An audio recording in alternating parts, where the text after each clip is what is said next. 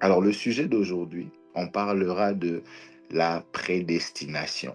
Dans notre foi, dans le livre d'Éphésiens, on va parler de la prédestination. Ce n'est pas un sujet que j'ai tiré comme ça de nulle part. Alors, on va lire ensemble.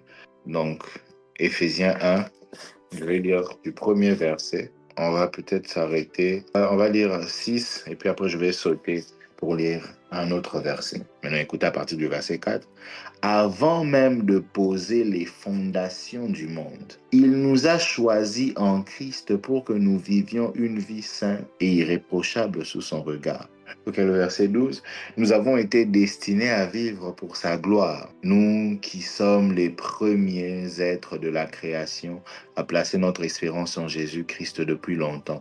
Nous, les Juifs, nous avons ardemment attendu notre Messie. Maintenant, nous pouvons contribuer à la louange de sa gloire en vivant à son honneur. Alors, le sujet de la prédestination, comme vous pouvez vous l'imaginer, est un sujet difficile.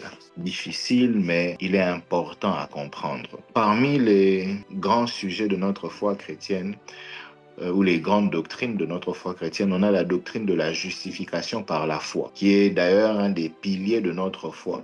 Tout le christianisme est basé dessus.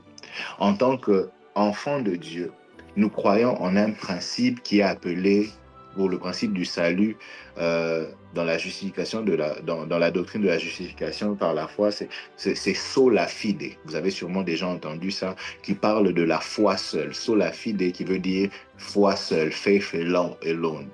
Alors, par le principe de la foi seule, il s'agit ici de ce qui emmène au salut, de ce qui nous emmène au salut. Est-ce qu'on est sauvé parce qu'on a juste placé notre foi en Jésus-Christ, ou nous sommes sauvés parce que nous avons placé notre foi en Jésus-Christ et que nous pratiquons aussi des œuvres? Selon notre credo, selon notre croyance, il s'agit simplement de la foi seule, sola fide.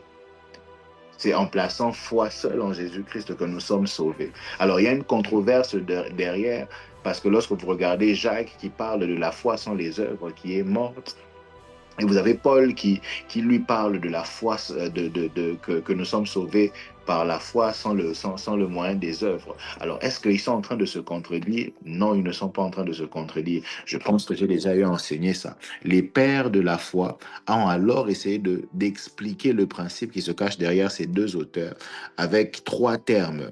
Je pense avoir déjà parlé de ça ici, les notitia, ascensus et fiduciae.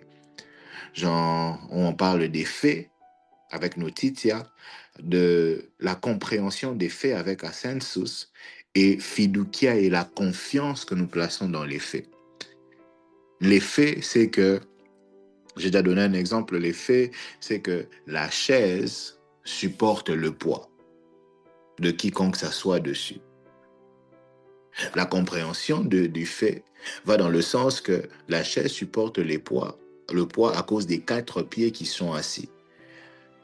Alors, tu peux avoir les deux choses qui sont toujours foi, dans le sens que tu sais que Jésus-Christ sauve, tu sais que la chaise supporte le poids, tu sais qu'il a fait ça par le moyen de la croix, tu sais que la chaise supporte le poids à cause des 4 pieds. Mais est-ce que la chaise est en train de supporter ton poids? Non. Pourquoi? Parce que tu n'es pas assis dessus. C'est là que fiducia intervient, dans le sens où tu décides maintenant de tester la capacité de la chaise à supporter ton poids en t'asseyant dessus.